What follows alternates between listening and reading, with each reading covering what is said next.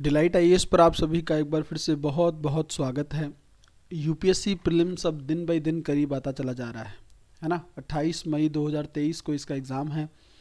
उसके लिए हम लोग एक बहुत ही इम्पोर्टेंट प्रोग्राम चला रहे हैं। 36 महीनों का करंट अफेयर हम इसके लिए कवर कर रहे हैं, है ना, ताकि आप लोगों का कुछ भी छूटे नहीं। जो बच्चे 2023 में एग्ज़ाम दे रहे हैं उनके लिए तो ये इम्पोर्टेंट है ही, लेकिन 2024, 2025, इवन 2026 में एग्ज़ाम देने वाले बच्चों के लिए भी ये उतना ही इम्पॉर्टेंट है, क्योंकि जो अपडेट होगा वो मैं इसमें बाद में ऐड कर दूंगा। बाकी चीज़ें जो हैं बेसिक देखिए ना, मैं आपको कई बार बता चुका हूँ। कुछ संवैधानिक संशोधन होते हैं जो हर बार इम्पॉर्टेंट होते हैं, है ना। कुछ संवैधानिक निकाय होते हैं या विधिक निकाय होते हैं, वो हर बार इम्पॉर्टेंट होते हैं। ठीक है, तो ऐसा नहीं है कि वो प्रीवियस ईयर का करंट अफेयर है या कुछ है, वो उसको आप मान लीजिए कंटेम्प्रेरी करंट अफेयर, है ना। और यूपीएससी आजकल इस पर फोकस ज़्यादा कर रहा है। 3-4 साल पुराने करंट अफेयर पर यूपीएससी का फोकस ज़्यादा है, तो हम लोग कोशिश करेंगे कि हमारा कुछ भी छूटे ना। देखो, मेरा इंटेंशन ये है, मैं चाहता हूँ करंट अफेयर में जितना पोर्शन आए ना, मान लीजिए अभी कई बार क्या है, डायरेक्ट क्वेश्चन 4 या 5 आ रहे हैं। ठीक है, टोटल अगर आप देखोगे ना डायरेक्ट इनडायरेक्ट मिलाकर, तो 20 से 25 की ये है संख्या। तो ये इतने प्रश्न जो हैं आपके गलत नहीं होने चाहिए। ठीक है, अगर करंट अफेयर पे आपकी कमांड बहुत अच्छी होती है ना, करंट अफेयर पर अगर कमांड बहुत अच्छी होती है, तो आपको क्या है, स्टैटिक का उतना बर्डन फिर रहता नहीं है। वो तो करना ही पड़ेगा, उसका कोई अल्टरनेटिव अवेलेबल नहीं है। बट बात ये है कि अगर मान लीजिए करंट अफेयर में ज़्यादा क्वेश्चन आप सही कर ले जाते हैं, है ना, तो फिर स्टैटिक में कई बार क्या होता है ना, हिस्ट्री, अब पता नहीं, यूपीएससी कई बार ऐसे रैंडम क्वेश्चन पूछ लेता है जो किसी को नहीं पता होते हैं, है ना। तो इसका मतलब ये है, इससे बेटर तो ये है कि हम कुछ ऐसी चीज़ प्रिपेयर कर ले करंट अफेयर में जिसपे एक्सपेक्टेड क्वेश्चन आ जाते हैं। तो आपका जो है, जितना ज़्यादा अच्छा करंट अफेयर होगा उतना स्टैटिक का बर्डन कम होगा और आपकी सिलेक्शन की संभावना उतनी ज़्यादा होगी। ठीक है, इस प्रोग्राम को लेकर हम लोग पहले भी डिस्कस कर चुके हैं। मैंने बताया ही है आपको कि इसमें लगभग ऑलमोस्ट 50 वीडियो आएंगी। ठीक है, सब सब्जेक्ट कवर होगा, पॉलिटी, आईआर, ठीक है, economy, science and technology, environment, सब कुछ इसके अंदर हम कवर करने की कोशिश करेंगे। मिसलीनियस करंट अफेयर भी रहेगा, मैपिंग की वीडियो भी आएगी, कुछ भी आपका छूटेगा नहीं। ठीक है, तो अभी जो जहाँ तक हम अब तक आ चुके हैं, अब आईआर की लगभग 2 वीडियोज आ चुकी हैं। टोटल अभी तक 6 वीडियोज आ चुकी हैं। अब आज हमारी 7वीं वीडियो है। ठीक है, आईआर का तीसरा पार्ट हम लोग आज कवर करने जा रहे हैं। तो आप लोगों से बस एक आग्रह ये है कि कोशिश करें, क्योंकि इतनी मेहनत इस प्रोग्राम पे लग रही है, आप लोग थोड़ा सा इसको शेयर करने की कोशिश करें, है ना। अगर आप लोग शेयर करेंगे, ज़्यादातर हिंदी माध्यम के बच्चों के पास ये चीज़ें पहुँचेंगी और रिज़ल्ट जो है ना हिंदी माध्यम के लिए अच्छा होगा। इस बार 2022 का मेंस का रिजल्ट है, अभी तक के संकेत शुभ नहीं है।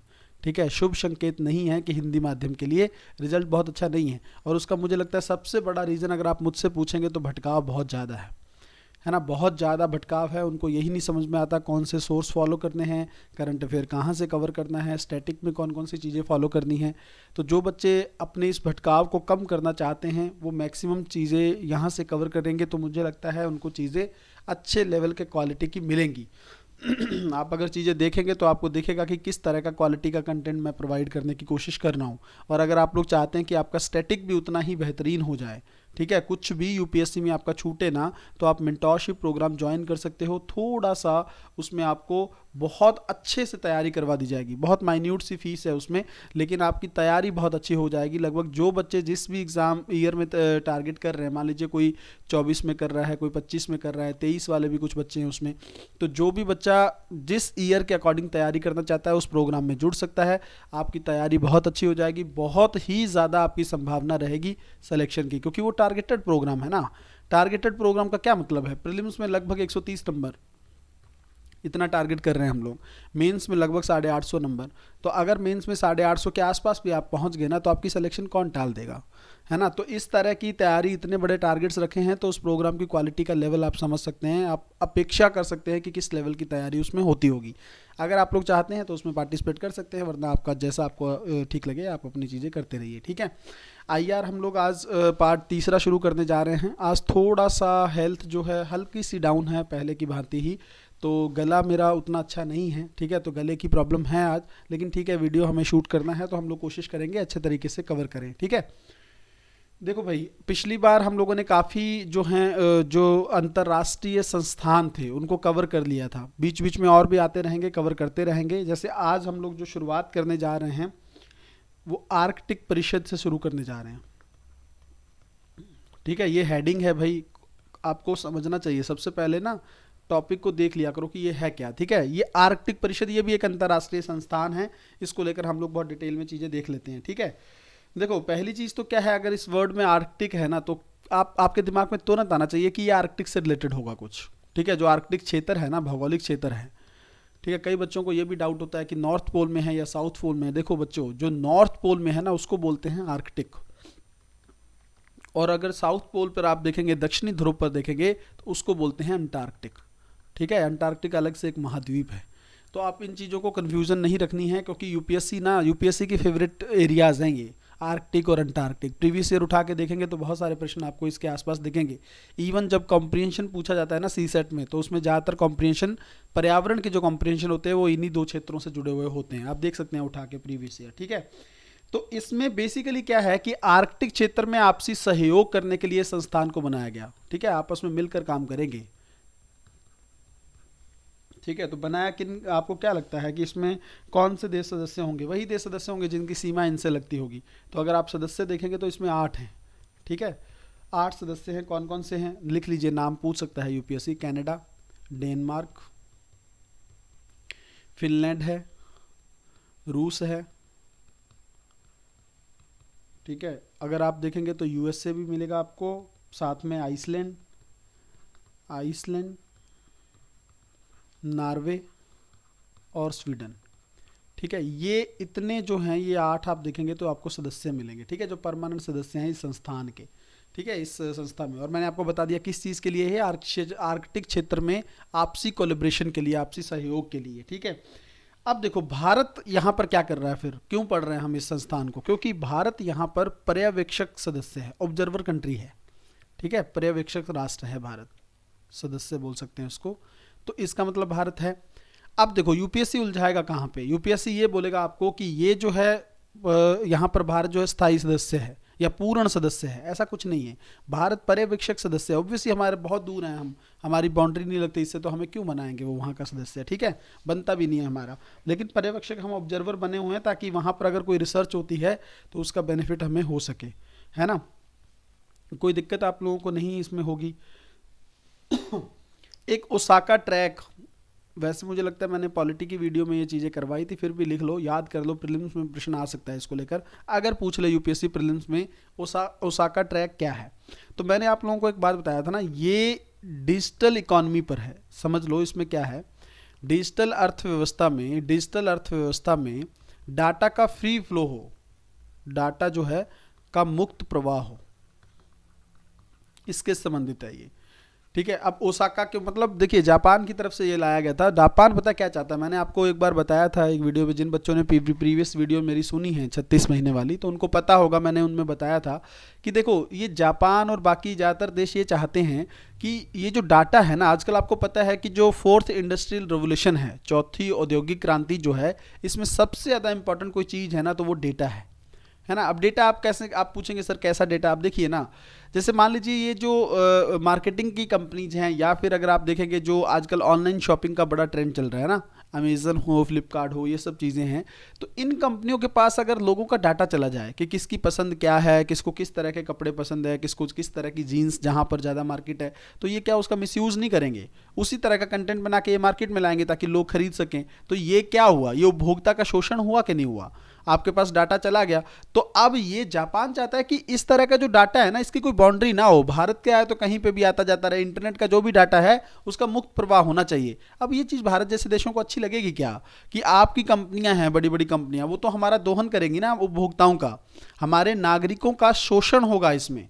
ठीक है, तो इसलिए भारत ये कहता है कि नहीं नहीं ऐसी चीज़ हम नहीं करेंगे, हम इसके अगेंस्ट में हैं। ठीक है, तो भारत इसके पक्ष में नहीं है। बट आपको बस इतना याद रखना है कि ये है किस पे। ठीक है, प्रश्न पूछेगा तो यूपीएससी इतना ही पूछेगा, इसको लेकर आप लोगों को इतना याद होना चाहिए। देखो आगे चलते हैं। एक ना 2020 के टाइम का था हालांकि, लेकिन थोड़ा सा, क्योंकि वो वर्ल्ड फूड प्रोग्राम जो है, आप देखो हेडिंग लिखो यहाँ पर, वर्ल्ड फूड प्रोग्राम। ठीक है, और इसको हिंदी में बोलते हैं, हिंदी में भी देख लीजिए इसका नाम, विश्व खाद्य कार्यक्रम बोलते हैं। ठीक है, विश्व खाद्य कार्यक्रम। अब ये एक निकाय है। ठीक है, विश्व खाद्य कार्यक्रम एक निकाय है, क्योंकि ये न्यूज़ में रहता है बहुत, और न्यूज़ में आज से 1-2 साल पहले इसलिए ज़्यादा था क्योंकि 2020 में इसको नोबेल सम्मान मिला था। ठीक है, नोबेल सम्मान। अब उस समय तो प्रश्न ज़्यादा पूछा ना गया, पीसीएस में तो लगातार प्रश्न पूछे गए इस टाइम पे, 21-22 में जितने भी पीसीएस हुए हैं सब में ये सवाल था, लेकिन यूपीएससी ने अभी सवाल इस पर नहीं पूछा है। तो आप एक चीज़ देखो, इसके बारे में सवाल बन सकता है, थोड़ा सा डिले करके इस बार पूछ सकता है यूपीएससी, तो पता होना चाहिए ये है क्या। देखो 3-4 चीज़ें इसके बारे में याद रखो। एक तो देखो ये स्थापित कब हुआ था, 1961 में इसको इस्टेब्लिश किया गया था, ठीक है। एक चीज ये है क्या, ये अंतर सरकारी संगठन है, अंतर सरकारी संगठन है। और दूसरा जो यूपीएससी जिसमें ज़्यादातर कंफ्यूज करता है कि ये यूएन की प्राथमिक एजेंसी है, पूछता है ना वो, क्या ये यूएन से संबंधित है या नहीं है।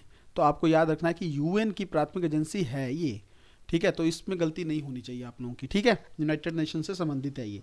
दूसरा काम क्या है इसका, उद्देश्य क्या है, 2030 तक भूखमरी को समाप्त करना, ठीक है। भूखमरी को समाप्त करने का उद्देश्य लेकर ये काम कर रही है, ठीक है। तो ये इसका उद्देश्य हो गया। अब आपके दिमाग में रहना चाहिए, देखो एक तो ये रहना चाहिए कि मान लीजिए इस्टेब्लिशमेंट कब हुआ, मान लीजिए वो कहे अभी इस्टेब्लिश हुआ नहीं, बहुत पुरानी संस्थान है ये, ठीक है। दूसरा अंतर सरकारी संस्थान है, इंटर गवर्नमेंटल ऑर्गेनाइजेशन है।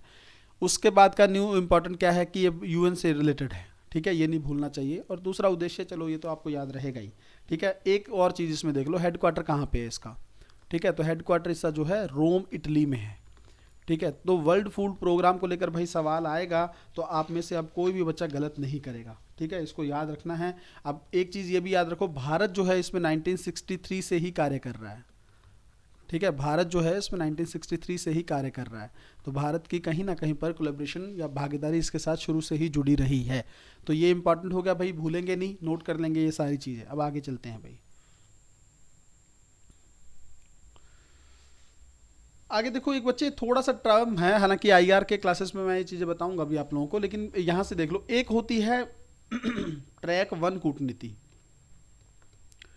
कोविड-19 में ना ये टर्म बहुत न्यूज़ में रहे थे, ठीक है। एक होती है ट्रैक 1 है ये, ठीक है, एक लिखा है यहाँ पे, ट्रैक 1 कूटनीति बोलते हैं इसको। ये देखो इसमें क्या है, हमारे पीएम वगैरह चले गए, राष्ट्राध्यक्ष वगैरह चले गए, ठीक है, राष्ट्रपति वगैरह, इसके स्तर पर अगर वार्ता हो रही है, ठीक है, अगर इसके स्तर पर सरकारी कूटनीति बोलते हैं इसको, क्योंकि ये ऑफिशियल है, आधिकारिक सरकारी कूटनीति लिख लो आप, आधिकारिक सरकारी कूटनीति, ठीक है।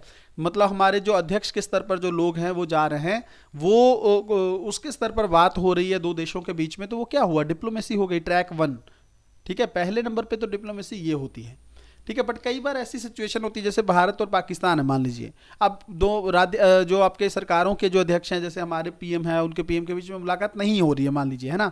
तो उसके लिए भी एक जरिया होता है। देखो क्या होता है कि फिर बाकी लोग थोड़ा सा, सरकार के अध्यक्ष ना मिलकर बाकी लोग मिलें, ठीक है। बाकी लोगों में कौन आता है, जैसे अगर आप देखेंगे कोई निजी व्यक्ति को किसी को शामिल कर लिया, निजी व्यक्ति मान लीजिए कोई रिटायर मेजर आर्मी जनरल है, वो सब चीज़ें शामिल हो जाएं, निजी व्यक्ति शामिल हों, या कोई पूरा, जैसे निजी व्यक्ति में मतलब कोई राजनयिक हो, राजदूत रहा हो, या कोई सेवा मुक्त, जैसे मान लीजिए कोई जनरल, मेजर जनरल हो, ठीक है। तो ये अगर इन लोगों के माध्यम से कुछ वार्ता की जाती है, ठीक है, कोई वार्ता की जाती है, मान लीजिए कोई शिक्षाविद भी हो सकता है इसमें, कोई शिक्षाविद भी हो सकता है, तो इन लोगों के माध्यम से अगर वार्ताएं की जाती हैं, कई बार मैंने बताया ना कि अब ट्रैक 1 चैनल नहीं चल रहा है, तो क्या सब बातें बंद हो जानी बेटर है भारत और पाकिस्तान के बीच में, नहीं ना, कुछ ना कुछ वार्ताएं होनी चाहिए। क्योंकि देखो बाउंड्री लगती है, बाउंड्री पर शांति नहीं रहेगी, बहुत सारी चीज़ें नुकसान होने लगेगा। तो दोनों देश कहीं ना कहीं पर सोचते हैं कि ठीक है, राजनीतिक माहौल की वजह से हम लोग राष्ट्र के स्तर पर बात नहीं कर रहे हैं, बट हम लोग ये चैनल शुरू कर सकते हैं, इसके माध्यम से कुछ निजी व्यक्ति वगैरह, एनजीओ वगैरह, ये लोग शामिल, इनके माध्यम से हम लोग आपसे वार्ताएं कर सकते हैं। तो ये है ट्रैक 2 डिप्लोमेसी का एक एग्जाम्पल, ठीक है। तो हल्का सा बस नाम याद रखिएगा, अगर प्रश्न पूछ ले यूपीएससी तो आपको दिक्कत नहीं होनी चाहिए, ठीक है। अब देखो बच्चों, एक ना इंपॉर्टेंट चीज़ है, नोट कर लेंगे, फैक्ट हैं ये, जो अभ्यास होते हैं ना इंपॉर्टेंट सैन्य अभ्यास क्या है, ठीक है। कुछ मैं आपको बता देता हूँ, बाकी कुछ आगे भी बता दूंगा जो अपडेटेड होंगे, ठीक है। सैन्य अभ्यास समझते हो ना, पूछ लेता है यूपीएससी, इंपॉर्टेंट हम लोग देखेंगे। देखो सबसे पहले आप ये देखो कि अमेरिका के साथ हम, भारत और अमेरिका जो है, मैं देखिए अब भारत को लिखने की जरूरत ना पड़े मुझे, आप समझ लो भारत की ही मैं बात कर रहा हूँ, ठीक है। यूएसए के साथ हमारे कौन कौन से अभ्यास हैं, नाम याद रखो बस। एक तो युद्धाभ्यास है, ठीक है, इसको नोट करते चले जाओ, युद्धाभ्यास है एक अगर आप देखेंगे तो आपको स्पिटिंग कोबरा, इसको भी लिख लो, ये भी अमेरिका और भारत के बीच में एक युद्धाभ्यास है, ठीक है। एक संगम लिख लो, ये भी भारत अमेरिका के बीच में है, और एक IMSX है, ये लिख लो, इसमें सबसे ज़्यादा इंपॉर्टेंट अगर आप मास में से पूछेंगे तो युद्धाभ्यास को लेकर सवाल पूछ सकता है, ठीक है। तो याद रखेंगे ये जो 4 अभ्यास है ये हम अमेरिका के साथ करते हैं, ठीक है। उसके बाद और कौन से इंपॉर्टेंट चीज़ें हैं, जैसे मान लीजिए मैंने आपको बताया था ऑस्ट्रेलिया, ठीक है। तो ऑस्ट्रेलिया के साथ कौन कौन से करते हैं हम, एक तो करते हैं हम ऑस इंडेक्स, ठीक है। अब यहाँ से याद कर लो ऑस्ट्रेलिया इंडिया एक्सरसाइज, ठीक है, ये तो ऑस इंडेक्स हो गया। उसके बाद एक है काकाडू, ठीक है। एक है पिच ब्लैक, ठीक है। थोड़ा पिच ब्लैक को याद रखना अगर आएगा मैच करने के लिए, हो सकता है इधर कंट्री दे दे इधर अभ्यास दे दे, इधर मान लीजिए अभ्यास दे दे इधर country they they, match of the following में मान लो पूछ ले तो आपको याद रखना है, ठीक है, भूलना नहीं है इसको। उसके बाद एक बताइए आपका फ्रांस के साथ कौन सा है, फ्रांस के साथ अगर आप देखेंगे तो वरुण दिखेगा आपको, ठीक है। इस तरफ अगर आप इंडोनेशिया के साथ देखेंगे, इंडोनेशिया के साथ देखेंगे, जल्दी जल्दी मैं लिख देता हूँ क्योंकि समय ज़्यादा लग रहा है। इंडोनेशिया के साथ आप देखेंगे तो कॉर्पेट है, ठीक है, ये नोट करके रख लेंगे आप लोग। उसके अलावा आप अगर देखेंगे जैसे जापान के साथ कौन से हैं तो ये भी नोट कर लो भाई। जापान के साथ एक तो धर्मा है, ठीक है, धर्मा गार्जियन बोलते हैं इसको, धर्मा गार्जियन, ये जापान के साथ है। और एक जापान के साथ जिमेक्स है, ठीक है। तो ये दोनों आप जापान के साथ नोट करके रख लेंगे। रूस के साथ इंदिरा है, याद आपको पता ही होगा, वैसे नहीं याद है तो लिख लीजिए, ये इंपॉर्टेंट है, ठीक है, इंदिरा अभ्यास बोलते हैं इसको। उसके अलावा अगर आपको देखना हो जैसे थाईलैंड के साथ भी कॉर्पेट है, तो इंडोनेशिया के साथ है, तो ठीक है, कॉमन कॉमन नेम रख रखे हैं। यूके के साथ देख लो भाई, कोंकण अभ्यास है, ठीक है। कोंकण अगर आ जाए तो आपको याद रखना है युद्धाभ्यास भारत और जो है ब्रिटेन के बीच में है, ठीक है, तो ये गलत नहीं होना चाहिए। एक और देख लो उज्बेकिस्तान के साथ, ठीक है, उज्बेकिस्तान के साथ कौन सा अभ्यास है भारत का, तो इसको बोलते हैं दस्तलिख, ठीक है। ये कुछ युद्धाभ्यास हैं जो अभी जहाँ से मैं चीज़ें करवा रहा हूँ आपको, थोड़ी सी एक बार लिख लो, प्रीवियस हैं, बट जैसे जैसे लेटेस्ट और भी होंगे तो हम लोग और भी कवर अप कर लेंगे, ठीक है। ये अभ्यास है, देखो यूपीएससी क्या करता है ना भाई, इनमें से प्रश्न पूछता है, ठीक है। तो अगर प्रश्न जिसमें से प्रश्न बन रहा हो तो वो हमें अच्छे से करना ही है, ठीक है। तो आप लोग इसको अच्छे से नोट करके रख लो और याद कर लोगे आप लोग इसको, ताकि लास्ट के टाइम पे आपको अगर प्रश्न इसमें से आता है, पहले पूछता था 1-2 साल से प्रश्न नहीं पूछ रहा है, लेकिन इसका मतलब ये नहीं है कि सवाल बन नहीं सकता है, ठीक है, इसलिए गलती नहीं करनी है, आपको याद रखना है इसको, ठीक है। देखो बच्चों, फारस की खाड़ी के बारे में मैंने आपको बताया था पिछली वीडियो में, ठीक है, गल्फ काउंसिल के बारे में भी हम लोगों ने पढ़ा था, लेकिन थोड़ा सा फिर भी देख लो एक बार, जल्दी से इसको देख लो। देखो इसमें ना 8 देश आते हैं, मैं आपको लास्ट में ना इसका मैप भी दिखा दूंगा, ठीक है, लास्ट में इसका मैप भी दिखा दूंगा, कुछ कुछ चीज़ें इंपॉर्टेंट हो सकती हैं। देखो इसमें है कौन कौन, ठीक है।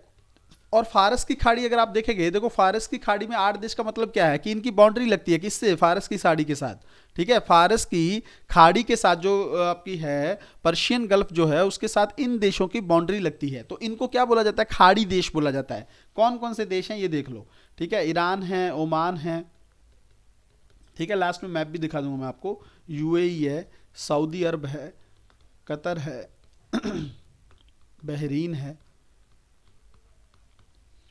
ठीक है, कुवैत और इराक है, कुवैत और इराक है, ठीक है। तो ये आपको याद रखने हैं, इसको लेकर भूलना नहीं है, ठीक है।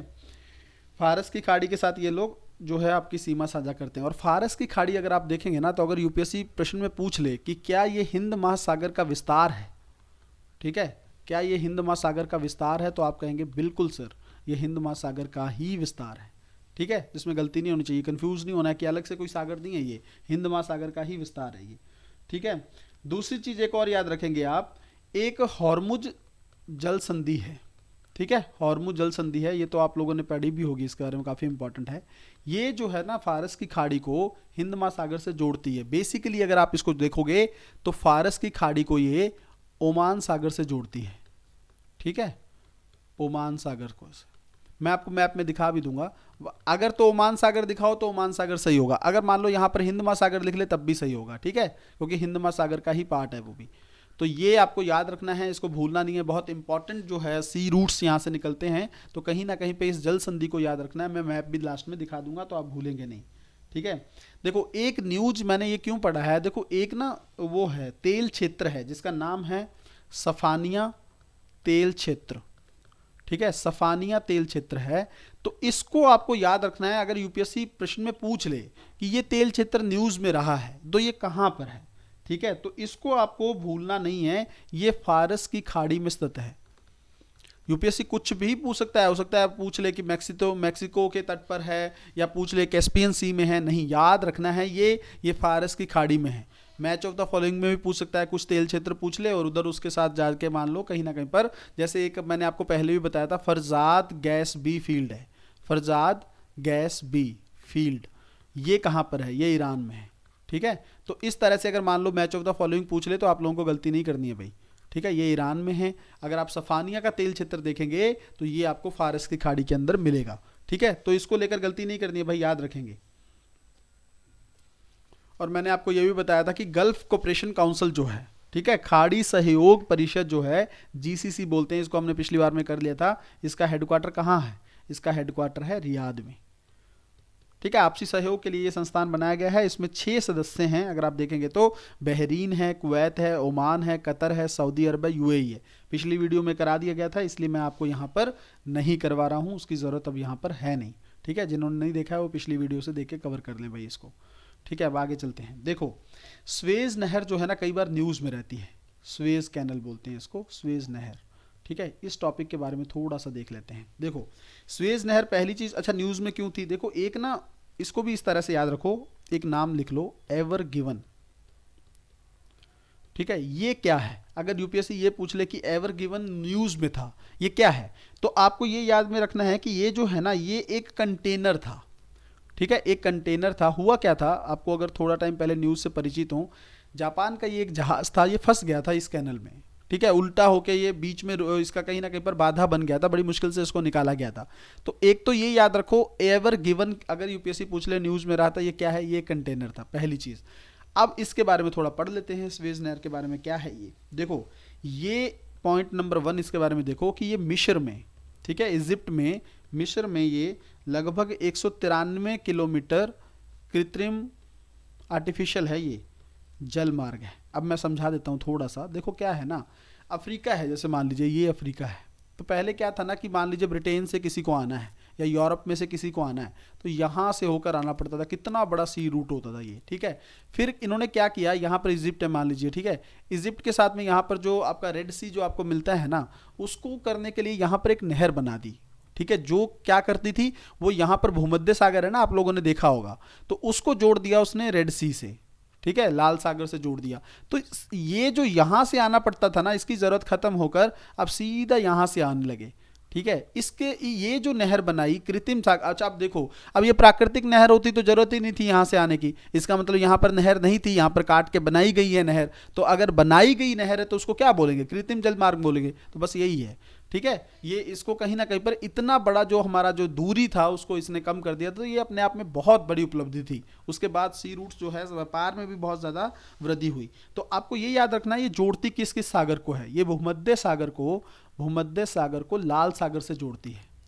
ठीक है, अब लाल सागर में आप आ गए तो फिर आप हिंद महासागर में उतर जाओगे आगे। ठीक है, लाल सागर से जोड़ती है, ये याद रखना है इस चीज़ को। और उसके अलावा इसको लेकर अगर कोई इंपॉर्टेंट चीज़ है वो भी हम लोग देखते रहते हैं। देखो, बाकी ज़्यादा कुछ है नहीं इसमें। ठीक है, बस इतना याद रखना है, ये नहर जो है आपका, इसको लेकर एक युद्ध हुआ था।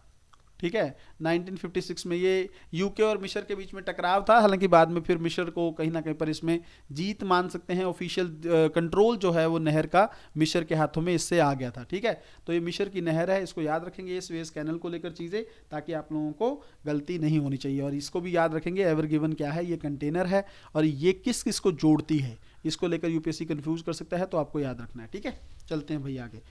अच्छा, एक बच्चों मुझे चीज़ बताओ, आप लोग प्रत्यर्पण के बारे में आप लोगों ने सुना होगा, मैं लिख देता हूं, एक सेकंड रुको आप। ठीक है, प्रत्यर्पण, अब ये क्या है? इंग्लिश में इसको बोलते हैं एक्स्ट्राडिशन। ठीक है, एक्स्ट्राडिशन है। तो अब ये क्या है? देखो, प्रत्यर्पण क्या होता है? अब नीरव मोदी है, क्राइम किया उसने भारत में, भाग के चला गया वो ब्रिटेन में। ठीक है, मैं आपका यूके में चला गया, मान लीजिए यूनाइटेड किंगडम में, ब्रिटेन में, तो वहाँ से अब उसको वापस कौन लाएगा? अब वो तो अन्य देश में चला गया। तो इस बंदे को, ये अपराधी जो है, ये सिर्फ नीरव मोदी नहीं, किसी भी देश का कोई भी भगौड़ा अपराधी जो है, उसको वापस लाने के लिए उसको बोलते हैं प्रत्यर्पण। हमें वापस सौंप दो। प्रत्यर्पण का मतलब हमें वापस दे दो, ये हमारा क्रिमिनल है, अपराधी है, हम इसको सजा देंगे। ठीक है, तो ये वर्ड आप लोग समझ गए। तो भारत में ये 3-4 देखो, इसमें ज़्यादा इंपॉर्टेंट नहीं है, बस इतना याद रखो, इसमें से जो प्रश्न बन सकता है उसको लेकर हम लोग देख लेते हैं। देखो, एक तो भारत में ये जो प्रत्यर्पण है, कौन से अधिनियम के तहत इसको विधायी आधार प्रदान है? ठीक है, प्रत्यर्पण अधिनियम है एक, भारत में प्रत्यर्पण अधिनियम है 1962। ठीक है, ये इसका विधायी आधार प्रदान करता है, किसका? प्रत्यर्पण का। ठीक है, तो एक तो ये याद रखोगे। अगर जिक्र आया कि क्या संविधान में जिक्र है, नहीं, ऐसा कुछ नहीं है। ठीक है, कानून है उसके तहत इसका जिक्र है। कानून कौन सा है ये मैंने आपको बता दिया, पहली चीज। दूसरी चीज ये याद रखो, इसमें बहुत एक इंपॉर्टेंट चीज ये बन जाती है। देखो, अगर आपसे यूपीएससी प्रश्न में ये पूछ ले क्या इसके लिए कोई होम मिनिस्ट्री डील कर सकती है या फाइनेंस मिनिस्ट्री डील कर सकती है, नहीं। एक चीज याद रखिएगा, प्रत्यर्पण को लेकर कोई भी बात होगी ना, कोई भी बात होगी तो वो विदेश मंत्रालय ही डील करेगा। ठीक है, विदेश मंत्रालय, फॉरेन मिनिस्ट्री जो है ना हमारी, वही डील करेगी। इसमें प्रश्न आपको कंफ्यूज कर सकता है यूपीएससी, गृह मंत्रालय कर सकता है, फाइनेंस मिनिस्ट्री कर सकता है, कुछ और मिनिस्ट्री कर सकता है, तो इसको गलती नहीं करनी है आपको।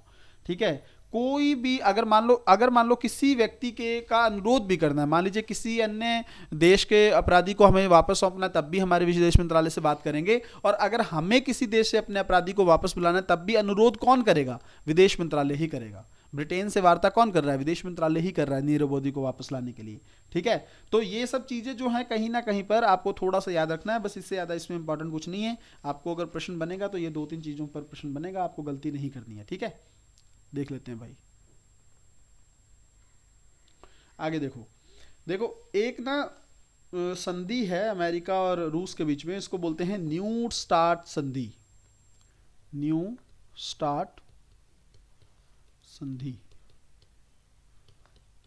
ठीक है, इसको अब अच्छे से लिख लीजिएगा और इसके बारे में क्या क्या चीजें मैं बता देता हूँ। पहले तो ये पता होना चाहिए ये है क्या। ठीक है, न्यूज में अगर यूपीएससी पूछ लेगा कि न्यू स्टार्ट संधि न्यूज में थी, तो क्या है ये कुछ नहीं है। ये अमेरिका, यूएसए तथा रूस के बीच में हथियारों के नियमन को लेकर एक संधि है। ठीक है, हथियारों के नियमन को लेकर संधि है। अब कौन से हथियारों को लेकर उसकी बात कर रहे हैं, नियमन हेतु। ठीक है, तो अब कौन कौन से देखो, और शुरू कब से हुई थी ये हुई थी 2011 में। 2011 में प्रभावी हुई थी। पता क्या है, थोड़ा सा इसका बेसिक समझ लो। देखो क्या है, अमेरिका और रूस, आपको पता है ना, मैंने बताया था कि एक समय पर अमेरिका और सोवियत संघ के बीच में क्या था, शीत युद्ध चल रहा था। उसके बाद सोवियत संघ का विघटन हो गया, तो निकल के कौन सा टुकड़ा बड़ा आया, मेन रूस। तब से अमेरिका और रूस के बीच में अब दोनों पावरफुल कंट्रीज हैं, तो इनके ना हथियार, और दोनों के पास लगभग इक्वल जो है आपके पास हथियार हैं, तो डर तो बना रहता है ना विश्व को। इसलिए ये अपने हथियारों का दुरुपयोग ना करें या इनको थोड़ा सा नियमित तरीके से रखा जाए। इसलिए विश्व इनसे अपेक्षा ये करता है, सभी देश इनसे अपेक्षा करते हैं कि आप थोड़ा संयमित रहें।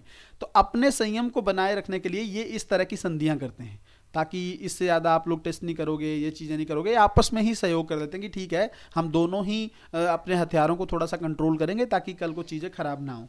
तो अब आप थोड़ा बेसिक समझ गए, अब इसके बारे में देख लो। ठीक है, अब इसमें ये करती क्या है, इस संधि में क्या होता है, तो 1550 से अधिक जो लगभग आप देखेंगे, इससे ज़्यादा आप रणनीतिक परमाणु शस्त्र, जो परमाणु बम आप सोच लीजिए, रणनीतिक परमाणु अस्त्र को तैनात करने से रोकती है। ये इससे ज्यादा तैनात नहीं कर सकते। ठीक है, एक सेकंड, तैनात करने से रोकती है। ठीक है, एक तो इसके लिए, दूसरा याद रखो कि इससे ज्यादा आप तैनात नहीं कर सकते, क्या, परमाणु अस्त्र जो है। ठीक है, इतना ज्यादा आप परमाणु बारूद जो है, हमला जो बम जो है, आप तैनात नहीं कर सकते। थोड़ा सा बस इसको इस तरह से याद रखना है। ठीक है, तो अगर प्रश्न पूछा जाएगा, देखो इतना डिटेल में जाने की जरूरत नहीं है, हल्का सा याद रखो। देखो परमाणु अस्त्रों से संबंधित है, दूसरा 2011 में शुरू हुई थी, अब की लेटेस्ट संधि तो कोई है नहीं है, और तीसरी चीज भारत तो अमेरिका और रूस के बीच में है। तो अगर यूपीएससी पूछेगा तो इतना ही पूछेगा, इस प्रश्न में और ज्यादा आपको करने की जरूरत है नहीं। ठीक है, आगे चलते हैं भाई। एक और संस्थान है, उसके बारे में पढ़ लो, थोड़ा सा इंपॉर्टेंट है वो, क्योंकि दक्षिण एशिया से संबंधित है। उसका नाम है, मैं यहाँ पे लिख देता हूँ, सासिक बोलते हैं उसको। ठीक है, अगर आप इंग्लिश में देखेंगे तो साउथ एशिया सब रीजनल इकोनॉमिक कॉरपोरेशन। ठीक है, हिंदी में लिख देता हूं, दक्षिण एशिया उप क्षेत्रीय, सब रीजनल बोला ना, उप क्षेत्रीय आर्थिक सहयोग ठीक है, ये इसका हिंदी का नाम है, इसको लिख लो, बहुत इंपॉर्टेंट है, सवाल पूछा नहीं गया है, पूछा जा सकता है, मेरे को बहुत इंपॉर्टेंट लगती है ये संस्थान। ठीक है, एक तो बना कब था, 2001 में बनाया गया था। ठीक है, 2001 में गठन हुआ था इसका, और इसमें 7 देश शामिल हैं। ठीक है, एक इंपॉर्टेंट चीज़ बताऊंगा अभी, लेकिन अभी देख लो 7 देश इसमें शामिल हैं, और वो 7 देश कौन कौन से हैं देख लो। भारत सबसे पहले, फिर बांग्लादेश, ठीक है, फिर आप देखेंगे तो भूटान, नेपाल, जहाँ पे नेपाल होगा लगभग लगभग भूटान होता ही है वहाँ पे। ठीक है, नेपाल, भूटान, और आप देखेंगे मालदीव दिखेगा आपको। ठीक है, और इधर आप देखेंगे तो श्रीलंका और म्यांमार। अब देखो कितने हुए, 1 2 3 4 5 6 7। ठीक है, टोटल 7 हुए। अब आपके मन में प्रश्न आना चाहिए, सर पाकिस्तान कहाँ गया? ये ओवरऑल अगर आप देखेंगे ना तो ये आपको कौन से देश हैं, ये कौन से देश हैं? लगभग सार्क कंट्रीज दिख रही हैं इसमें, है ना। अलग कौन सा है? म्यांमार नहीं है ना सार्क में। और यही आपको बेसिक बेसिक याद रखना है। देखो सार्क में अगर आप देखोगे ना, सार्क में अगर आप देखोगे तो कौन कौन सी कंट्री हैं? एक तो अफगानिस्तान प्लस पाकिस्तान, ये तो हैं ही हैं जो ये वाली देश हैं म्यांमार को छोड़कर, और दूसरा अफगानिस्तान प्लस पाकिस्तान सार्क में है। ठीक है, ये दोनों देश सार्क में हैं।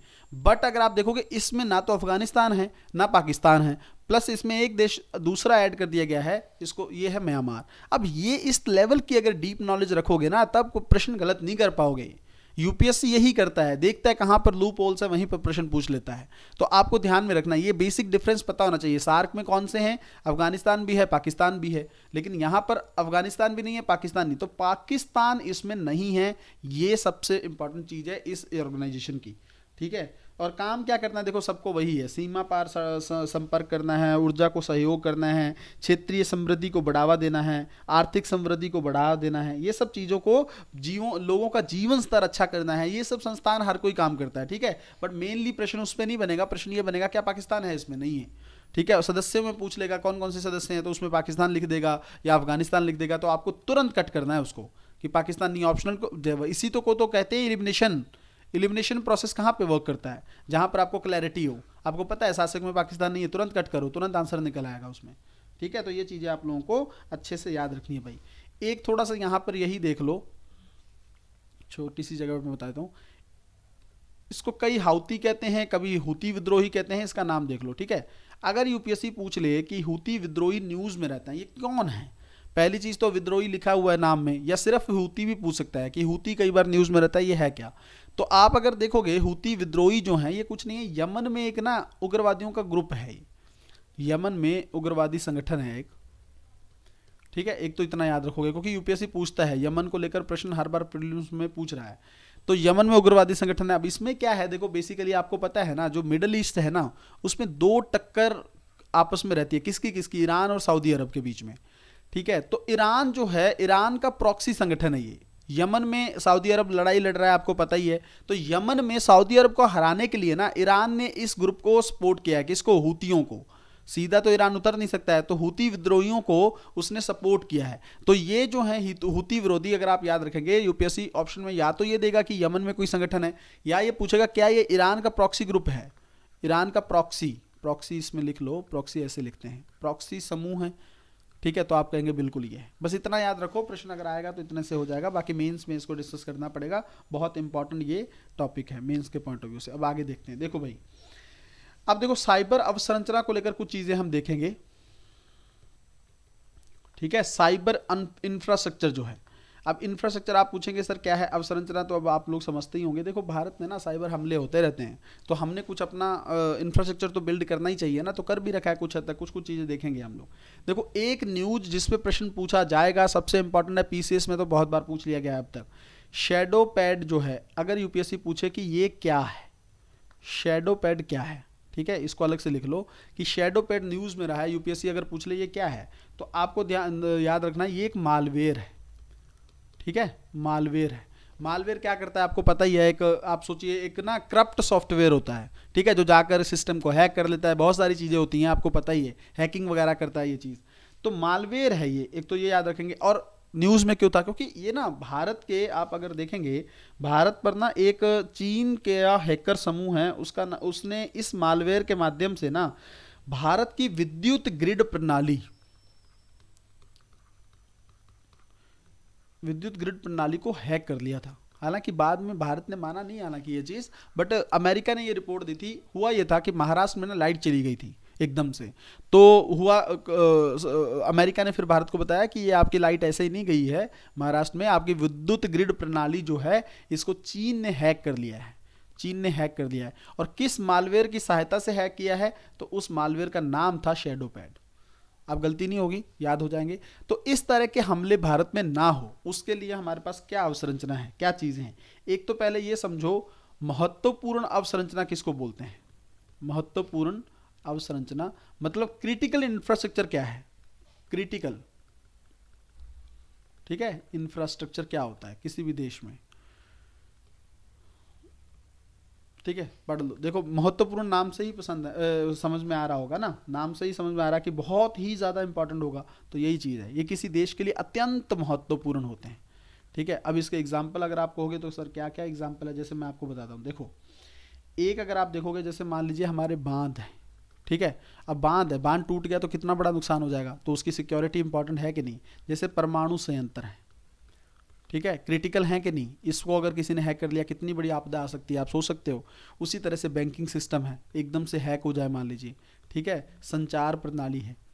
तो ये सब चीज़ें अगर आप देखोगे किस में आती हैं, क्रिटिकल इंफ्रास्ट्रक्चर में आती हैं, ठीक है। परमाणु रिएक्टर हमारे जो हैं, या हमारी जो स्वास्थ्य अवसंरचना है, ठीक है, इतनी सारी रिपोर्ट और वो सब चीज़ें, स्वास्थ्य अवसंरचना, ये सब चीज़ें जो हैं क्रिटिकल इंफ्रास्ट्रक्चर है, इसको याद रखोगे। तो ये आप देखिए ना कहीं पर विद्युत भी इसी के अंदर आएगा, ठीक है, विद्युत क्षेत्र भी इसी के अंदर आएगा। अब जैसे विद्युत ग्रिड प्रणाली को इन्होंने कर लिया, तो इन्होंने क्या किया, फिर हमारे क्रिटिकल इंफ्रास्ट्रक्चर को इन्होंने हैक कर लिया।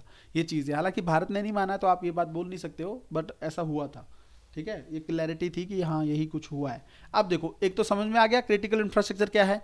अब इसको सेव करने के लिए हम लोगों ने ना एक संस्थान बनाया है, एक संस्थान बनाया है, उसका नाम देख लो आप, NCIIPC, ठीक है। इसका पूरा फुल फॉर्म मैं आपको बता देता हूँ, नेशनल,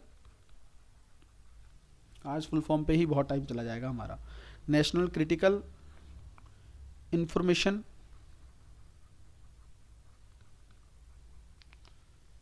इंफ्रास्ट्रक्चर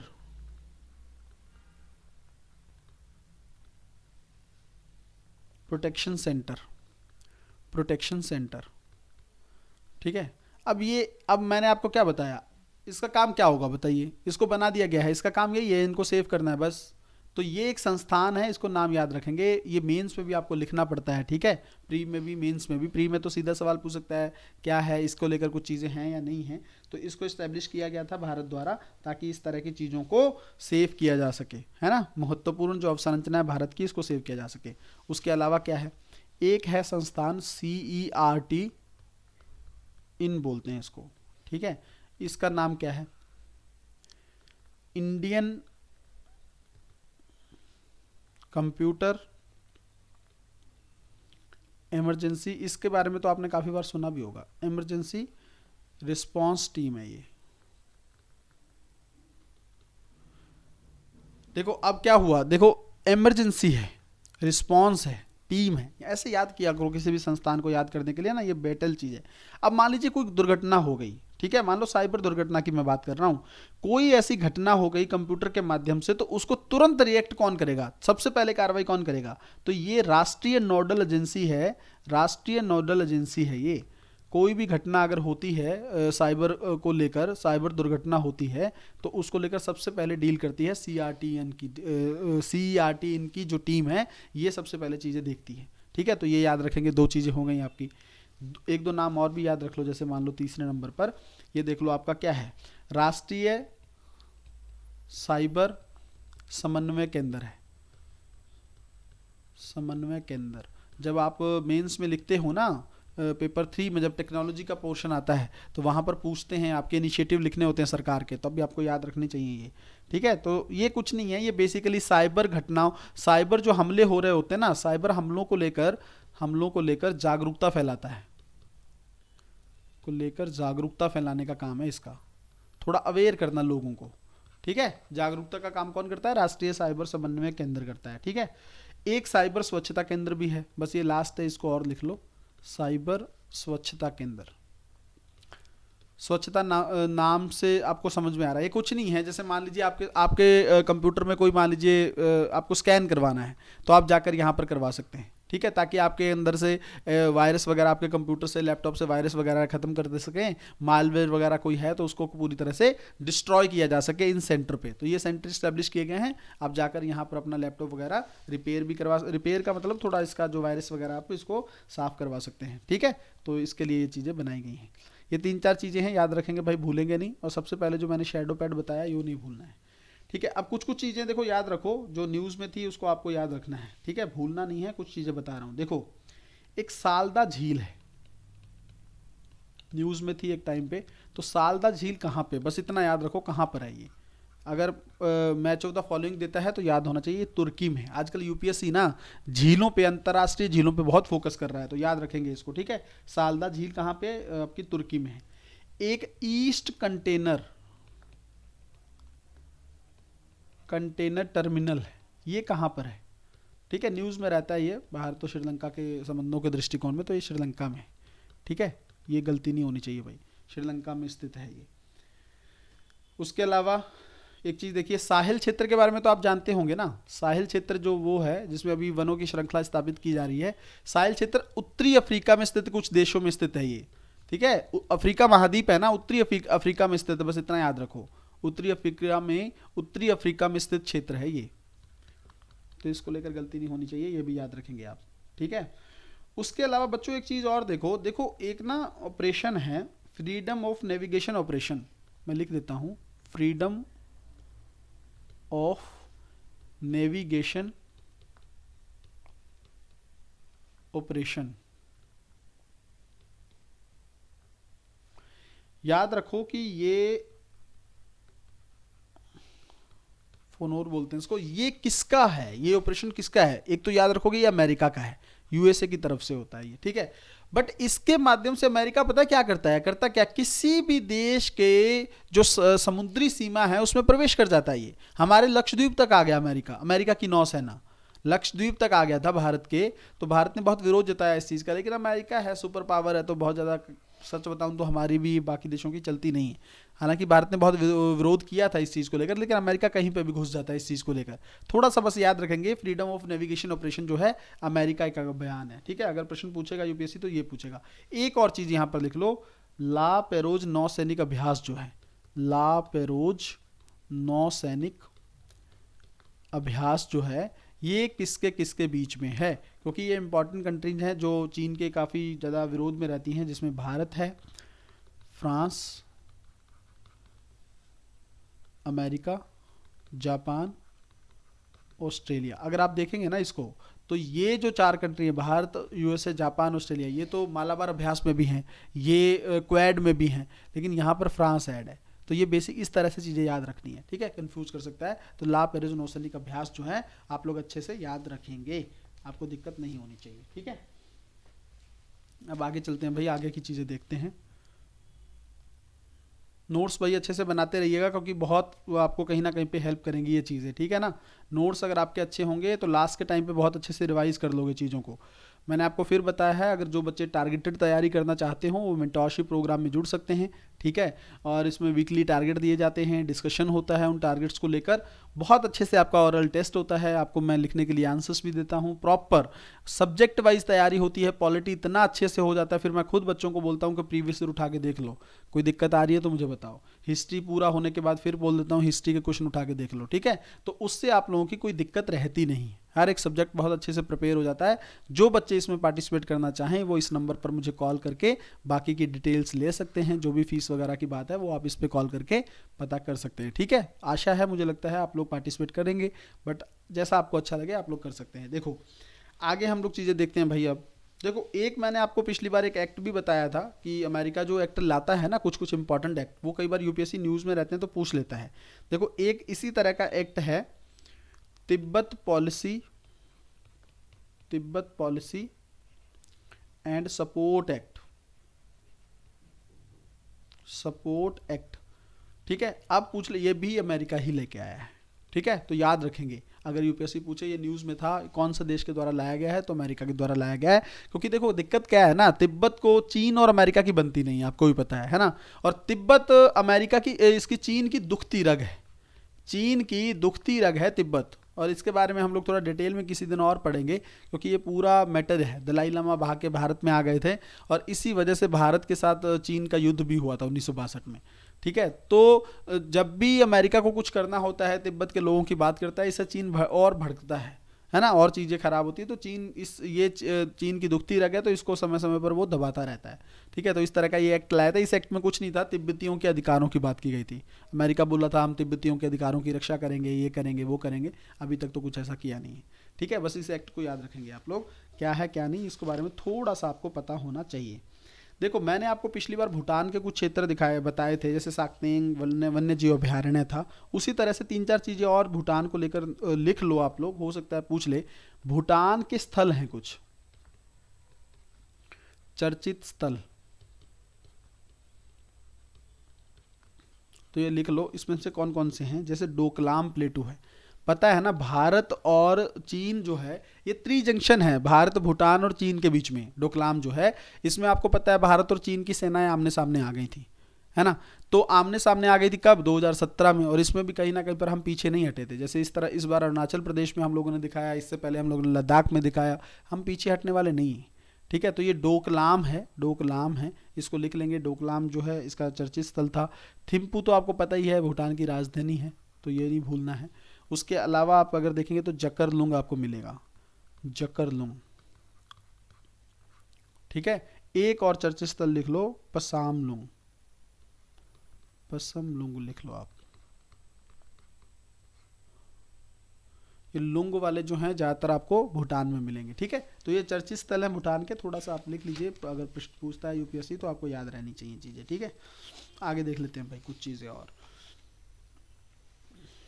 जैसे बच्चों एक देखो अगालेगा द्वीप है, एक अगालेगा द्वीप है, ये अंतर्राष्ट्रीय संबंध पढ़ रहे हैं हम लोग, तो आपको पता है चर्चित स्थल ज़्यादा यूपीएससी पूछता है। तो पहली चीज़ तो आपको ये पता होना चाहिए ये स्थित कहाँ पर है। ठीक है, इसको मैप में भी देख लेंगे लास्ट में, मॉरिशस में है। मालदीव से कंफ्यूज नहीं करना है। ठीक है, मॉरिशस में स्थित है ये, मॉरिशस का कंट्रोल है अगालेगा द्वीप पर, हिंद महासागर में है, अभी देखेंगे हम लोग मैप में जाके आगे। ठीक है, हुआ ये था, थोड़ा सा अगर आपको बैकग्राउंड पता हो, भारत ने ये न्यूज़ निकल कर आई थी कि भारत जो है ना अगालेगा द्वीप पर जो है अपना सैन्य अड्डा बना रहा है, ये न्यूज़ निकल कर आई थी। तो मॉरिशस के जो उत्तराधिकारी थे उन्होंने बोला था ऐसा कुछ नहीं हो रहा है, हम लोग ऐसा कुछ नहीं करने देंगे भारत को, और हमारी ऐसी कोई बात हुई नहीं है। ठीक है, अंदर खाते शायद चीज़ें चल भी रही हैं, बट फिर पब्लिकली ये मॉरिशस ने इस चीज़ से पीछे कर लिया कि ऐसा कुछ नहीं है। तो यूपीएससी पूछ सकता है अगालेगा द्वीप, ये लगातार न्यूज़ में रहता है, हर बार न्यूज़ में रहता है ये। ठीक है, जब भी मॉरिशस के साथ भारत की कोई वार्ता होती है इस चीज़ का जिक्र जरूर होता है। तो अगालेगा द्वीप कहाँ पर स्थित है, मॉरिशस में, इसको याद रखेंगे आप। तो अगर अगालेगा द्वीप देख रहे हैं तो चागोस द्वीप देख लो आप, ये अकेला द्वीप नहीं है, इसको बोलते हैं चागोस आइलैंड, द्वीप समूह।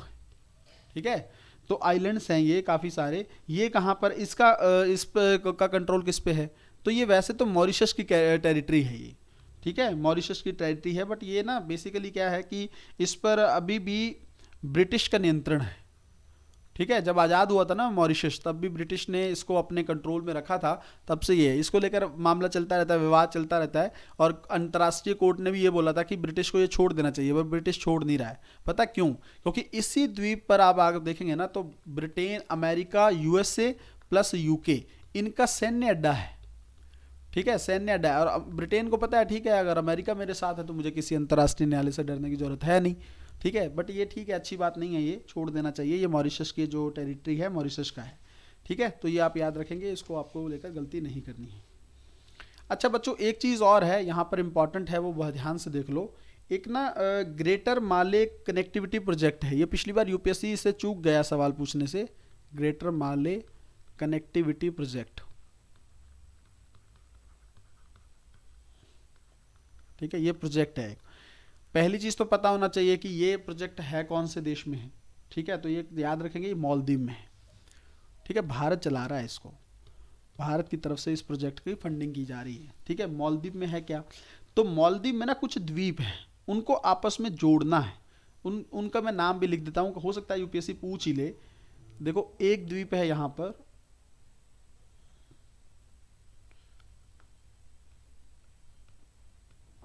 थिलाफुंसी, ठीक है, इंग्लिश में भी लिख देता हूं अगर बच्चों को दिक्कत आ रही हो नाम पढ़ने में, थिलाफुशी, ठीक है, ये एक द्वीप है मान लीजिए। दूसरा एक द्वीप और है गुल्ही फाल्हू, बहुत साफ लिखने की कोशिश कर रहा हूं मैं, गुल्ही फाल्हू, ठीक है, फाल्हू है ये, डू नहीं है, याद रखना आप लोग, फाल्हू है ये, ठीक है, एक द्वीप ये, इनको आपस में जोड़ना है मान लीजिए। तीसरा एक और द्वीप है जिसका नाम है विलिंगली, ठीक है, विलिंगली, ठीक है, और लास्ट में जो है ये माले तो मेन है ही है, ठीक है। तो इनको आपस में कहीं ना कहीं पर जोड़ना जो है, माले को आपस में इनके साथ जोड़ना है। इस प्रोजेक्ट का नाम क्या है, ग्रेटर मॉले कनेक्टिविटी प्रोजेक्ट। अब आप पूछेंगे सर सवाल कैसे बन सकता है, देखो यूपीएससी पता क्या पूछेगा, ये थिल्लापुंसी, गुल्डी फालू, विलिंगली ये न्यूज में थे, ये क्या है, ठीक है। अब एकदम से दिमाग वहां पे ब्लैंक हो जाएगा कि ये क्या यार, ये कभी पढ़ा ही नहीं है, इसके बारे में देखा नहीं है, तो फिर एकदम से आपके दिमाग में आना चाहिए कि अच्छा ये उस माले प्रोजेक्ट के अंदर की चीजें पूछ ली हैं यूपीएससी ने, तो गलती नहीं करोगे आप। द्वीप हैं, मालद्वीप के द्वीप हैं जिनको आपस में जोड़ रहा है वो, ठीक है, उनके मालद्वीप के स्थल हैं, तो गलती नहीं होनी चाहिए भाई। और जैसे मैंने आप लोगों को पहले भी कई बार बताया है, जैसे चाबहार बंदरगाह है ना, ईरान में है, भारत बना रहा है, ठीक है, उसी तरह क्यों बनाया भारत ने ये बंदरगाह, क्योंकि जो अमेरिका, जो पाकिस्तान है ये ईरान में है, इसको भूलेंगे नहीं, भारत सपोर्ट कर रहा है इसके लिए। और दूसरी चीज ये है कि इसके ही साथ का एक बंदरगाह है ग्वादर पोर्ट, आप लोगों ने न्यूज में सुना होगा, ये कहां पर है, ये पाकिस्तान में है। और ये कौन, इसकी फंडिंग कौन कर रहा है, इसकी फंडिंग कर रहा है चीन, ठीक है, विकसित कर रहा है इसको। इसी को काउंटर करने के लिए भारत ने इस चीज को बनाया है, ठीक है। यूपीएससी ने 2017-18 में शायद प्रश्न पूछा था कि भारत ने चाबहार बंदरगाह क्यों बनाया है, तो पाकिस्तान को बाईपास करने के लिए, पाकिस्तान को बाईपास करने के लिए बनाया गया है। ये ऑप्शन में था, आप चेक कर सकते हैं पेपर में, करने के लिए ये ऑप्शन में उद्देश्य लिखा हुआ था, यही सही आंसर भी था, ठीक है। तो आप अगर याद रखेंगे तो इस चीज के लिए बनाया। ग्वादर कहां पर है, पाकिस्तान में, ठीक है। न्यूज में कभी होंगे तो जब हम मैपिंग की वीडियो करेंगे ना, तब हम ये सब चीजें आप मैपिंग में आपको दिखा भी देंगे, आपको दिक्कत नहीं होनी चाहिए इसको लेकर। चलो आगे देखते हैं भाई चीजें। देखो एक है रेसिप्रोकल एक्सेस एग्रीमेंट, इसको मैं इसको हिंदी में देख लो आप, पारस्परिक, बहुत इंपॉर्टेंट है भाई, पारस्परिक पहुंच समझौता बोलते हैं इसको, पहुंच समझौता, ठीक है। इसको इंग्लिश में भी लिख देता हूं क्योंकि इंग्लिश में भी याद रखना जरूरी हो सकता है यूपीएससी इंग्लिश में ही पूछ ले। रेसिप्रोकल, रेसिप्रोकल एक्सेस एग्रीमेंट, ठीक है। तो ये जो है इसको RAA बोलते हैं। पहले तो समझ लो ये किस किस के बीच में हुआ है, ये एक समझौता है, ठीक है, एक बहुत इंपॉर्टेंट समझौता है रक्षा क्षेत्र में सहयोग करने के। पहले तो यहां पर देख लो, रक्षा क्षेत्र में, डिफेंस के क्षेत्र में सहयोग करने के लिए, सहयोग के लिए, ठीक है, इसके लिए किया गया है। किसके किसके बीच में किया गया है ये, तो बेसिकली अगर आप देखोगे तो ऑस्ट्रेलिया तथा जापान के बीच में है ये, ठीक है, ये गलती नहीं होनी चाहिए भाई, ऑस्ट्रेलिया तथा जापान के बीच में। आप अगर देखोगे ना, ये सारे समझौते चीन को काउंटर करने के लिए हैं, इसका उद्देश्य भी लिख लो यहाँ पर, किसको काउंटर करना है, चीन को बैलेंस्ड करना है, चीन को काउंटर करने के लिए। जैसे क्वाड है, आप देखो ना, वही तो देश हैं आपस में, वही देश हैं ये, ऑस्ट्रेलिया, जापान, भारत, अमेरिका, ये आपस में कर करके कुछ ना कुछ चीज़ें ऐसी कर रहे हैं। आगे हम लोग पढ़ने वाले हैं सप्लाई चेन रिजिलियंट इनिशिएटिव, तो वहाँ पर कौन है, भारत, ऑस्ट्रेलिया, जापान फिर आ गए। तो ये सब चीन को काउंटर करने के लिए, इसको बस इतना याद रखना है, भूलना नहीं है, ठीक है। पारस्परिक पहुंच समझौता क्या है, रेसिप्रो, दिमाग से निकल जाता है जब प्रश्न पूछता है यूपीएससी, जितना भी पढ़ा हो, इसीलिए लिखा रहा हूँ, और उतना ही लिखा रहा हूँ जितना जरूरी है। आप सोचिए इतना स्पेसिफिक कौन बताएगा आपको, इतना स्पेसिफिक कौन बताएगा। अगर किसी मैगजीन को भी उठा के देखेंगे ना, तो बड़ा बड़ा 1.5-2 पेज में कवर कर रखा होगा, इसी को उतना पढ़ने की जरूरत है नहीं, सिर्फ इतना पढ़ो, बर्डन भी नहीं लगेगा बहुत सारी चीज़ों का।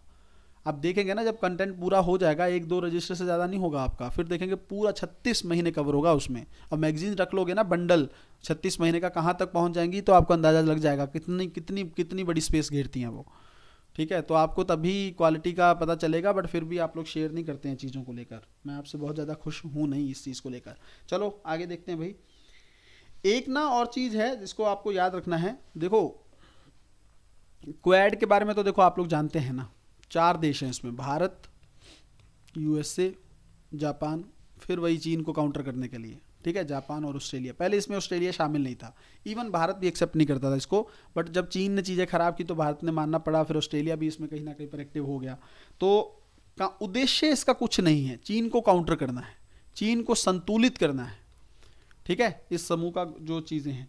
2021 में इसका पहला जो है, आप देखेंगे 2021 में पहली इसकी बैठक हुई थी, कौन सी, व्यक्तिगत शिखर सम्मेलन नहीं हुआ था, ये 2021 में पहला हुआ। अगर यूपीएससी पूछ ले 2007 में हुआ था, नहीं, व्यक्तिगत शिखर सम्मेलन जिसमें भारतीय प्रधानमंत्री और ये सब शामिल हुए थे, अमेरिका के राष्ट्रपति वगैरह, तो पहला शिखर सम्मेलन व्यक्तिगत अगर आप देखेंगे ना तो 2021 में हुआ था। ये कंफ्यूजन नहीं होना चाहिए, यहीं पे गड़बड़ कर देगा, लोगों को लगेगा क्वेड बहुत बार पढ़ लिया, पर सवाल बेसिक गलत कर देंगे, ठीक है। 2021 में उसका हुआ है, बातें तो इसकी 2002 के टाइम से चल रही थी, फिर 2007 में इसकी चीज़ें हुई, 2004 में जब सुनामी आई थी ना, उस टाइम पे एक और ग्रुप का गठन किया गया था, तब भी क्वेड की बातें होने लगी थी। फिर 2007 में इसकी पहली बैठक हुई, ठीक है, मतलब इस तरह की बैठक नहीं थी, वो अनौपचारिक बैठक थी जिसमें जो अध्यक्ष के स्तर पर चीज़ें नहीं हुई थी, राष्ट्राध्यक्ष नहीं मिले थे, तो ये चीज़ें हो गई। बट 2021 में अब थोड़ा सा इसको एक्टिवली किया गया है, और मैंने उद्देश्य आप लोगों को बता दिया है इसका है क्या, ठीक है। इसी तरह का एक चीज़ें और हैं, जैसे मैं आपको बताता हूँ, ध्यान से देखिएगा भाई।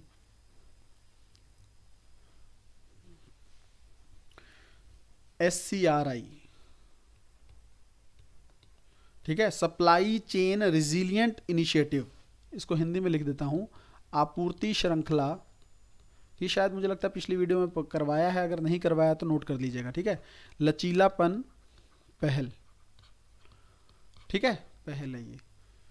तो ये इनिशिएटिव है, ये क्या है, इसमें कौन कौन देश हैं, मैंने आपको बताया ही था, भारत है, ठीक है, ऑस्ट्रेलिया है, प्लस जापान है। उद्देश्य क्या है इसका, देखो मैंने बताया था ना आपको कि आपूर्ति श्रृंखला पर निर्भरता चीन पर थी हमारी, इन सब देशों की। जब कोविड आया तब पता चला कि हम तो पूरी तरह से डिपेंडेंट हैं काफ़ी हद तक सप्लाई चेन के लिए, और सप्लाई चेन में क्या होता है, बेसिकली आप उन्हीं पे डिपेंडेंट होकर रह गए। जैसे मैंने बताया था, भारत को एक्टिव फार्मास्यूटिकल्स इंग्रेडिएंट्स जो हैं वो चीन से आते हैं भारत के, ठीक है, दवाई क्षेत्र में बहुत इंपॉर्टेंट चीज़ है ये। तो APIs वगैरह के लिए हम डिपेंडेंट थे चीन पर, तो हमें जब कोविड आया तब पता चला चीन ने इसकी आपूर्ति बंद कर दी, तो हमें बड़ी टेंशन हुई कि ये क्या हो गया। तो हम लोगों ने आपस में डिपेंडेंसी बनाने के लिए इस आपूर्ति श्रृंखला पहल को शुरू किया है, ठीक है, समझ में आ गया इसका उद्देश्य। आपूर्ति श्रृंखला पर चीन से निर्भरता करने के लिए और आपस में निर्भरता बढ़ाने के लिए इस पहल को शुरू किया गया था, ठीक है। ताइवान जल संधि जो है काफ़ी न्यूज़ में रही है, ठीक है, इसके बारे में देख लो। ताइवान जल संधि जो है, एक तो इसका दूसरा नाम क्या बोलते हैं, इसको बोलते हैं फार्मोसा। ये ही पूछेगा यूपीएससी, अगर पूछेगा ना फार्मोसा जल संधि, आधे से ज़्यादा ब्लैंक हो जाएंगे, ठीक है। फार्मोसा जल संधि को भूलना नहीं है, ठीक है। फार्मोसा जल संधि की अगर बात करें तो इसका मतलब ताइवान की बात कर रहा है वो, ताइवान जल संधि की। दूसरी चीज़ ये है, ये किसके बीच में है, अगर आप देखेंगे ना तो एक तरफ आपको चीन देख, मान लीजिए और नॉर्मल देख लीजिए, चीन का एक फाजियान प्रांत है, फजियान प्रांत एक तरफ है, और दूसरी तरफ आपको अगर दिखेगा तो ताइवान जो है, ठीक है, यहाँ पर मान लीजिए ताइवान है, तो उसके बीच में ये है, ठीक है, ये जल संधि उसके बीच। तो अगर आप देखेंगे नॉर्मली अगर देखें तो चीन और ताइवान के बीच में ये जल संधि है, ताइवान जल संधि, ठीक है। और अगर आप सागर के तौर पर देखेंगे तो यहाँ पर आपको दिखेगा साउथ चाइना सी, ठीक है, दक्षिण चीन सागर, और यहाँ पर आप देखेंगे तो पूर्वी चीन सागर है। तो यूपीएससी कैसे भी पूछ सकता है, वो पूछ सकता है आपका जो है फार्मोसा जल संधि जो है वो साउथ चाइना सी को पूर्वी चीन सागर से जोड़ती है, बिल्कुल सही हो जाएगा। यहाँ पर कोई और सी लिख देगा, जापान सागर कुछ और लिख देगा, गलत हो जाएगा ना प्रश्न। तो आपने कहा मैंने तो पढ़ रखा है चीन और ताइवान को जोड़ती, बड़ी ये चीज़ भूल गए। तो साउथ चाइना सी, दक्षिण चीन सागर और पूर्वी चीन सागर को जोड़ने वाली संधि का नाम क्या है, ताइवान जल संधि, और उसका दूसरा नाम क्या है, फार्मोसा जल संधि। गलती करेंगे क्या भाई, करेंगे तो फिर कोई नहीं बचा सकता आपको, ठीक है। एक चीज़ और याद रखो बच्चों, इंडोनेशिया ने अपनी राजधानी बदलने की बात की थी, है ना, बदल भी दी थी, ठीक है। पहले क्या थी इंडोनेशिया की राजधानी, देखो इंडोनेशिया, इसके बारे में थोड़ा लिख लो। इसकी पहले राजधानी थी जकार्ता, ठीक है। लेकिन अब आप अगर देखेंगे तो इसने पूर्वी कालीमंतन में अपनी राजधानी शिफ्ट करने की बात की थी। उस राजधानी का नाम था नूसंतारा, ठीक है। नूसंतारा जो है ये इंडोनेशिया की नई राजधानी है। तो प्रश्न आ जाए नूसंतारा क्या है तो आप बताएंगे इंडोनेशिया की राजधानी है। अगर पूछ ले जकार्ता से हटाकर कहाँ पर शिफ्ट की है तो कालीमंतन की द्वीप है उसके ऊपर नूसंतारा को राजधानी बनाया गया है। गलती नहीं होनी चाहिए भाई। ठीक है, विश्व का सबसे बड़ा द्वीप समूह है इंडोनेशिया।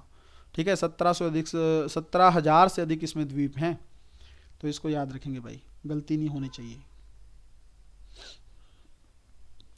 एक न्यूज़ में और स्थल रहा था, न्यू कैलेडोनिया। ठीक है, न्यू कैलेडोनिया, ये इसमें कुछ नहीं था, इसमें जनमत संग्रह करवाया गया था कि आपको फ्रांस के साथ रहना है या नहीं रहना है। ठीक है, तो ये स्थित कहाँ पर है, किसका क्षेत्र है, ये फ्रांस का, तो ये गलती नहीं होनी चाहिए।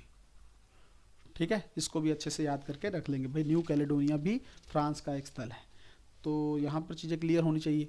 अब एक और देखो, रूस के साथ हमारे कुछ अस्त्र समझौते हैं, या समझौते मान लो, या कुछ कुछ हथियार हम उनसे लेते हैं। जैसे कुछ कुछ के नाम देख लो, जैसे AK-203 असॉल्ट राइफल जो हैं, असॉल्ट राइफल, ये हम किससे ले रहे हैं, रूस से। यहाँ पर अमेरिका लिख सकता है तो गलत हो जाएंगी चीज़ें। जो S-400 डिफेंस सिस्टम है, ठीक है, मिसाइल डिफेंस सिस्टम बोलते हैं इसको, S-400 मिसाइल डिफेंस सिस्टम जो है, ये हम किससे ले रहे हैं, रूस से ले रहे हैं। ठीक है, ये तो आप लोगों को सुना होगा, बहुत न्यूज़ में रहा था। ये कुछ नहीं है, ये जो सिस्टम है ना, कुछ नहीं। अगर मान लीजिए चीन की तरफ से हम पर कोई मिसाइल भेजी गई, तो हमारे पास कोई सिस्टम होना चाहिए ना जो उस मिसाइल को क्या करे, न्यूट्रल करे और रास्ते में ही नष्ट कर दे। तो बस वही सिस्टम है। चीन के बॉर्डर पे इसको शायद लगा भी दिया गया है। अब जब अरुणाचल में सीन हो रहा था तो बात भी की जा रही थी कि इसको एक्टिव कर दिया गया है। ठीक है, मिसाइल डिफेंस सिस्टम है, तो किसकी तरफ से दिया गया है, ये रूस की तरफ से। देखो, अमेरिका का एक एक्ट है, काटसा एक्ट। ठीक है, काटसा एक्ट है, countering America's adversaries through sanctions act. बस इतना याद रखो, काटसा याद रखो इसको, बस काटसा ही पूछता है यूपीएससी अगर पूछेगा तो, पूरा फुल फॉर्म याद रखने की जरूरत है नहीं। अमेरिका का एक्ट है ये काटसा। इसके अंदर पता है क्या बोलता है अमेरिका, कि अगर कोई देश उत्तर कोरिया, रूस और ईरान से अगर कोई डिफेंस डील करता है, रक्षा का ट्रेड करता है, तो हम उस पर क्या लगाएंगे, प्रतिबंध। तो आप पूछेंगे सर, तो भारत ने तो कर लिया S-400 डिफेंस सिस्टम, फिर तो भारत पर अमेरिका ने पहले तो धमकी दी थी कि हम आप पे प्रतिबंध लगाएंगे, फिर भी लगाए नहीं थे।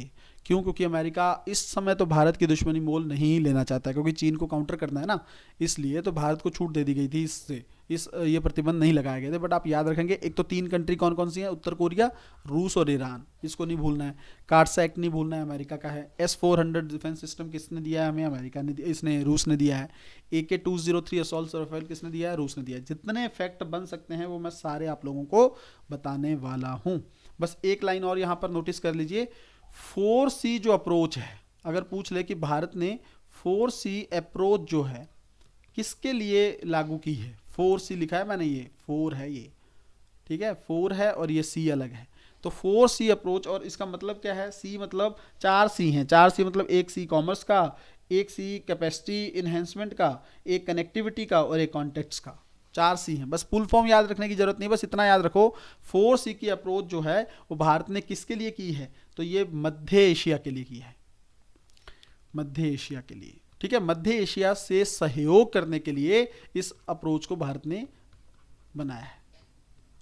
ठीक है, प्रश्न में आएगा, बस इतना ही आएगा, इतना ही आपको बता रहा हूँ, ज़्यादा याद करने की जरूरत है नहीं। ठीक है, मध्य एशिया में कौन से देश आते हैं, उज्बेकिस्तान, किर्गिस्तान, तुर्कमेनिस्तान, ताजिकिस्तान, याद है ना आपको, कजाकिस्तान, ये 5 फिंगर्स बोला जाता है, इस मध्य एशिया की बात कर रहा हूँ मैं। ठीक है, तो आप लोग, हम लोग न्यूज़ में सब कुछ अच्छे से देख लेंगे, आप लोगों को परेशान नहीं होना है।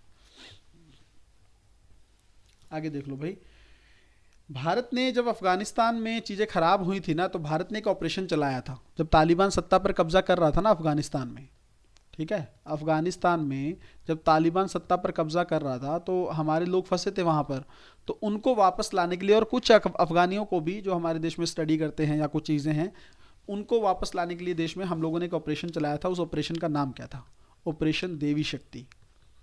ठीक है, ऑपरेशन देवी शक्ति, इसको नहीं भूलना है। ठीक है, तो इसका उद्देश्य पता चल गया, ऑपरेशन देवी शक्ति किसके लिए था, अफगानिस्तान से भारतीयों को वापस लाने के लिए।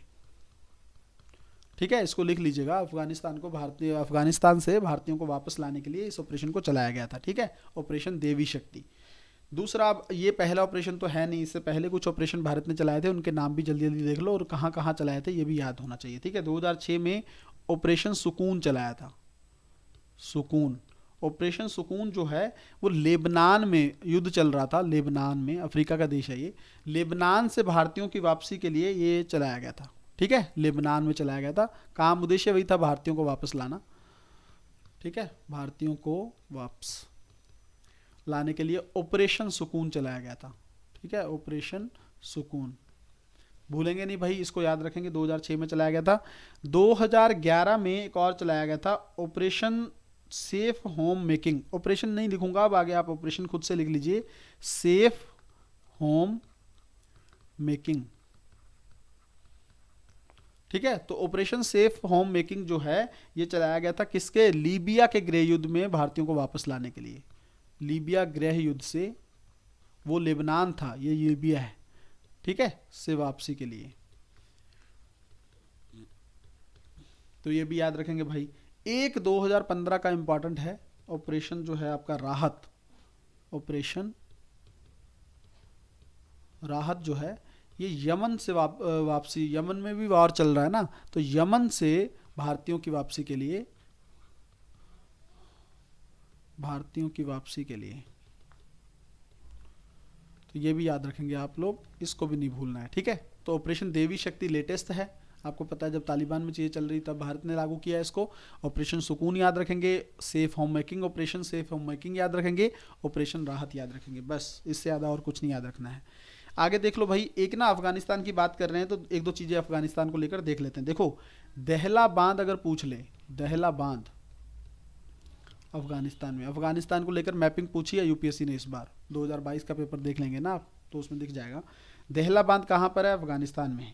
अगर पूछ ले बगराम एयरफील्ड कहाँ पर है, एयरफील्ड का मतलब समझते हैं ना, एयर बेस है बस, कुछ नहीं है, ठीक है। तो बगराम एयरफील्ड ये भी अफगानिस्तान में है, ठीक है। तो ये भी अगर पूछ ले तो याद रखेंगे आप लोग कि बगराम एयरफील्ड कहाँ है।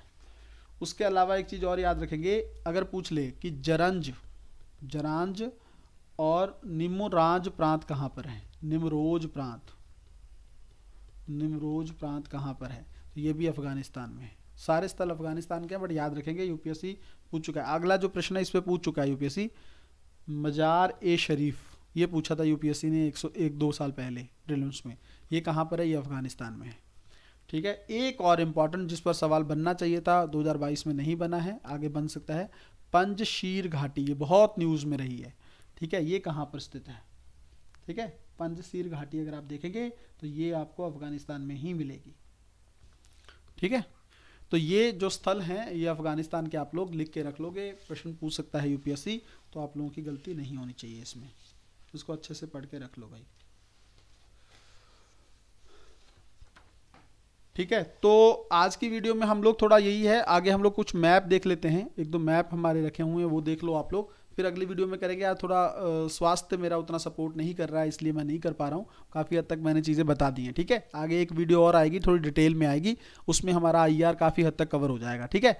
तो मैंने बात की थी बच्चों पर्शियन गल्फ की, ठीक है। तो फारिस की खाड़ी है ये, तो फारिस की खाड़ी में इधर देखोगे आपको इराक मिलेगा, सऊदी अरब मिलेगा, इधर ईरान मिलेगा, यूएई मिलेगा, ओमान मिलेगा।